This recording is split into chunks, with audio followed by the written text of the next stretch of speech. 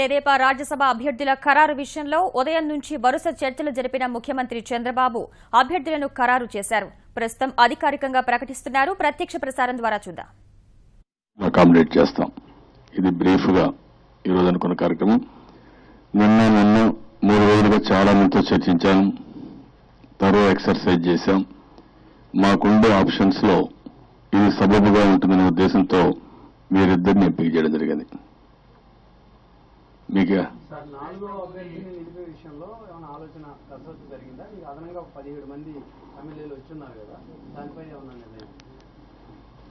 ఆ ఎమ్మెల్యేలు నిర్ణయం తీసుకుంటారు. నాకు తెలియదు, వాళ్ళని నిర్ణయం తీసుకుంటారని చెప్పాను.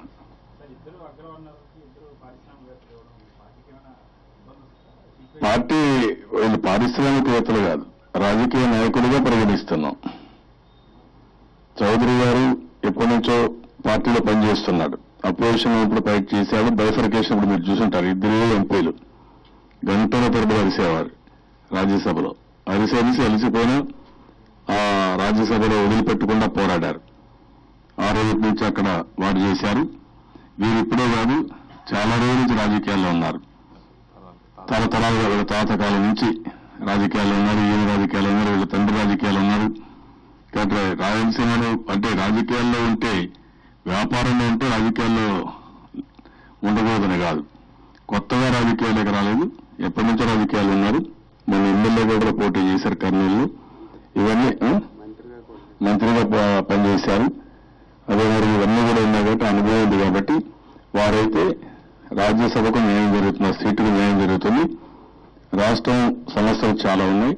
ఆ సమస్యలన్నీ కూడా పరిష్కారం చేయడం కోసం రాజ్యసభలో కృషి చేస్తారు.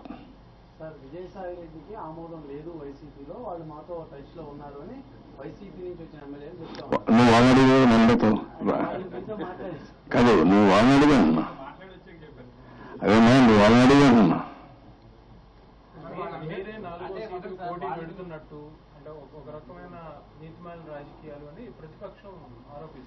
వాళ్ళకి నీతి ఉందా? ఆ నాయకుడికి ఎవరు? ఆ నాయకుడు 11 ఛార్జ్ షీట్లలో ముద్దాయి, మొదటి ముద్దాయి. వాళ్ళు సీట్ ఇచ్చిన ఎవరికి? రెండో ముద్దాయికి. A1, A2 వీళ్ళకి నీతి. వీళ్ళు వేరే వాళ్ళ గురించి నీతి గురించి మాట్లాడతారు. రాష్ట్రంలో ఉండే ప్రజానీకం ఎదుర్కోవాలండి. ఇలాంటి వాళ్ళు రాజకీయానికి అర్హులా? ఇది న్యాయం? ప్రజలు ఆలోచించాలి కదా. మన రాష్ట్ర పరువం కావాలి. రాష్ట్రంలో A1లు A2లు తప్ప ఇంకెవరు లేరా? ఎక్కడికి పోతున్నారు మీరు? ఒక పద్ధతి లేని రాజకీయాలు చేస్తున్నారు. అదే కాకుండా నీతి లేని రాజకీయాలు చేస్తున్నారు. అదే మరి ఇది రోజు చూస్తే చాలా బాధ కలుగుతుంది. దీనివల్ల రాష్ట్ర ప్రతిష్ట దెబ్బతింటా ఉంది. ఆ విషయం వీళ్ళు గుర్తుపెట్టుకోవాలి. ఈరోజు ఎవరన్నా వీళ్ళతో డిఫర్ అవుతున్నారంటే దానికి కారణం వీళ్ళు చేసే ప్రవర్తన, వీళ్ళు నడిచే నడవడిక. అది వీళ్ళు గుర్తుపెట్టుకుంటే చాలా మంచిది.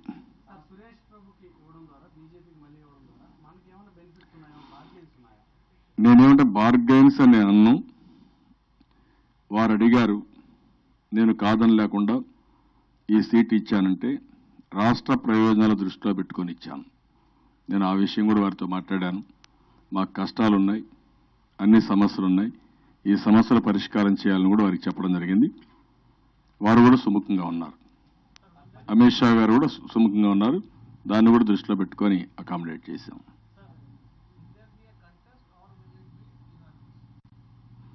అది భవిష్యత్తు చెబుతుంది. నన్ను అడుగుతున్నారు మీరు. రేపు నామినేషన్ అయినా మీకు తెలుస్తుంది.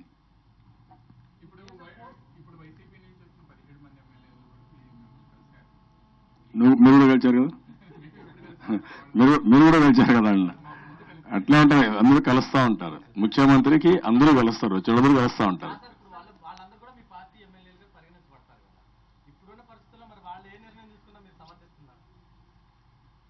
ఇప్పుడు మీరు విలేకరులను ఎవరికి వచ్చారు? మీరు ఏ నిర్ణయం తీసుకుని సమర్థిస్తానా?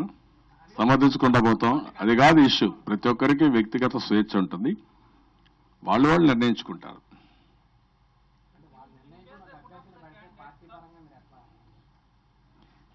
పార్టీ పరంగా పార్టీ ఏం చేయాలి? క్యాండిడేట్లు పెట్టాం కదా, అభ్యర్థులు పెట్టాం కదా, 3 పెట్టాం.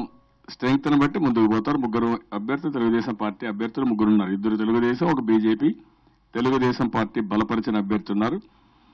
ఈరోజు రాత్రికి మా నాయకులంతా హైదరాబాద్ పోతున్నారు.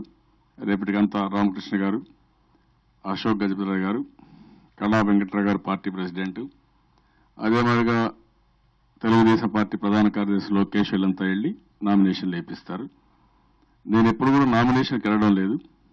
మన వాళ్ళే పోయి నామినేషన్లు వేస్తారు, వాళ్ళు ఉండి దగ్గరుండి నామినేషన్లు వేపిస్తారు.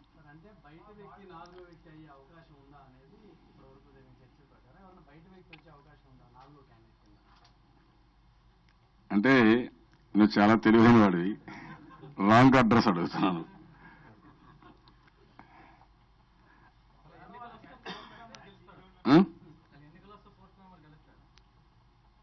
గెలుస్తారని అనుకుంటున్నావా? గెలవాలని కోరుకుంటున్నావా? అదే మా నిన్ను అడుగుతాను నేను క్వశ్చన్, నువ్వేం కోరుకుంటున్నావు అని. ఎవరో ఏ వరకు జరుగుతుంది.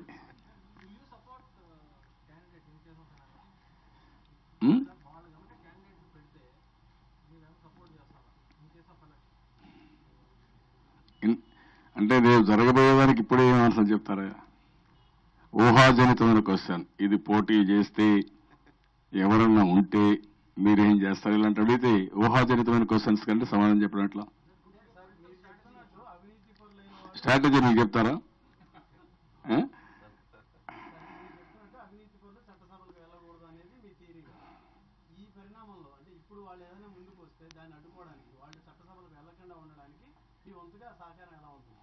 ప్రజలు నిర్ణయిస్తారు.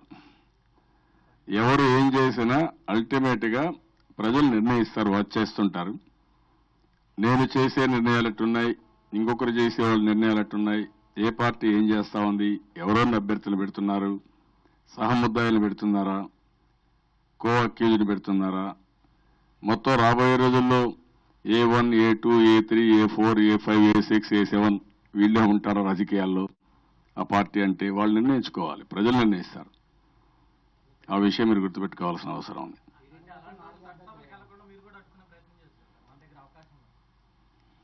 మీరేం చేస్తారు?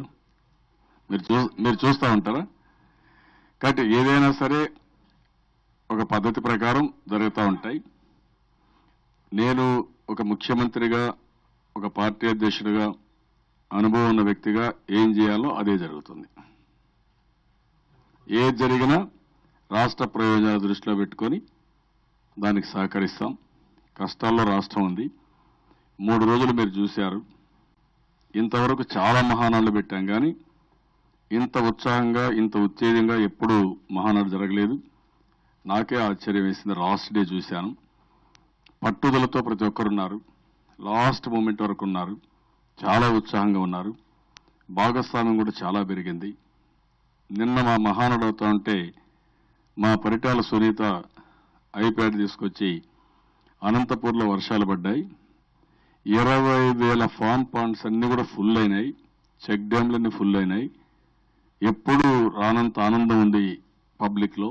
దానికి కారణం ఈ వర్షాలతో రైతాంగం బాగా, అంటే మేము చేసిన ఎక్స్పెరిమెంట్ సక్సెస్ అయిందని చాలా సంతోషంగా ఉన్నారు. ఒక పండుగ వాతావరణం చెప్పారు. దీన్ని బట్టి మీరు గుర్తుపెట్టుకోవాల్సింది ఏంటంటే, మేము ఏ పనులు అయితే చేశామో ఆ పనులకు బ్రహ్మాండమైన ఫలితాలు వస్తున్నాయి. ప్రజలు చాలా ఆనందంగా ఉన్నారు. దీన్ని లాజికల్ గా తీసుకుపోవాల్సిన అవసరం ఉంది. అందుకని మహానాడులో కూడా ఒక మంచి వాతావరణం వచ్చింది. ప్రతి ఒక్కరు కూడా ఛార్జ్ అయ్యారు. ఒక కన్స్ట్రక్టివ్ గా ప్రభుత్వం చేసే అన్ని కార్యక్రమాల్లో భాగస్వాములు కావాలి, ఓనర్షిప్ తీసుకోవాలి అనే ఒక ప్రగాఢమైనటువంటి విశ్వాసంతో ముందుకు పోయారు. మొన్నే కలెక్టర్స్ కాన్ఫరెన్స్ జరిగింది. కలెక్టర్స్ కాన్ఫరెన్స్ 2 రోజులు ప్రభుత్వ యంత్రాంగాన్ని మొత్తం సమాయత్తం చేశాను. మీరు ఫస్ట్ టైం ఒక ఎక్స్పెరిమెంట్ చేశాం, మీరు గుర్తుపెట్టుకోవాలి.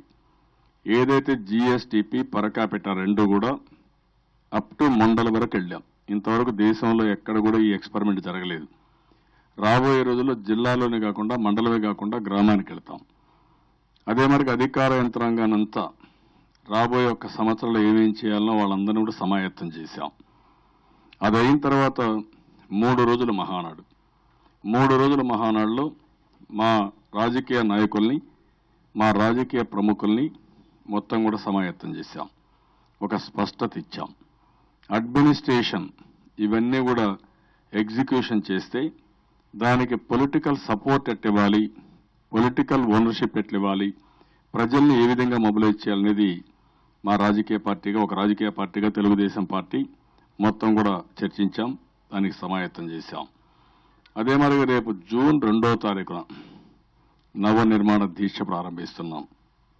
ఏదైతే ఆ రోజు ఆందోళన చేశారో, ఎక్కడైతే పబ్లిక్ పెద్ద ఎత్తున పోరాటాలు చేశారో ఆ ప్లేసెస్ అన్ని ఎంపిక చేసుకుని అక్కడనే నవ నిర్మాణ దీక్ష చేస్తున్నాం. ఈ